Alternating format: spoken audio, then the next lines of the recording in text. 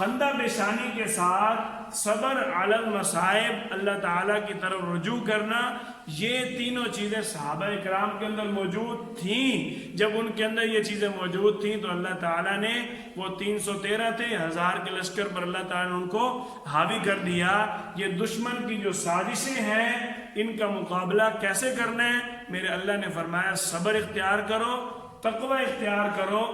تقوی ہمارے اندر نہیں ہے، ہمارے پاس آپ صلی اللہ علیہ وسلم والے اعمال والا ہتھیار بالکل نہیں ہے۔ صحابہ کرام کے پاس نبی صلی اللہ علیہ وسلم والے اعمال کا ہتھیار تھا، جس کی وجہ سے انہوں نے آدھی دنیا پر حکومت کی۔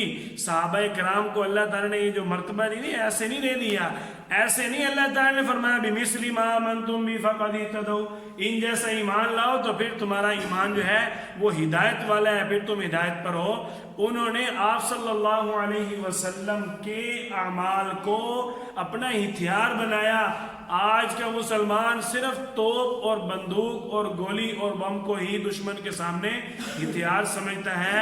ان کے پاس یہ چیزیں نہیں تھی۔ قیصر و کسریٰ کے پاس ہر طرح کی دشمن کے مقابلے میں ان کے پاس سہولیات تھیں۔ صحابہ کرام کے پاس تلواریں بھی زنگ آلود تھیں، لیکن آپ صلی اللہ علیہ وسلم والے اعمال کا جو ہتھیار تھا، جو اللہ تعالیٰ کے حکم کے مطابق ان کے پاس تقویٰ تھا، اس ہتھیار کے ذریعے انہوں نے پوری دنیا کو فتح کیا۔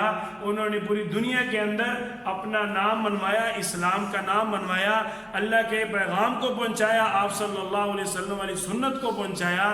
اگر ہم دشمن کا مقابلہ کرنا چاہتے ہیں تو ہمیں آپ صلی اللہ علیہ وسلم والے اعمال کا ہتھیار اپنانا ہوگا۔ ان ساری سازشوں سے بچنے کے لیے آپ صلی اللہ علیہ وسلم والے اعمال اپنائیں۔ اللہ تعالی ہم سب کو اپنے احکامات اور آپ صلی اللہ علیہ وسلم کے احکامات کی پابندی کرنے کی توفیق عطا فرمائے۔ وآخر دعوانا ان الحمد للہ رب العالمین۔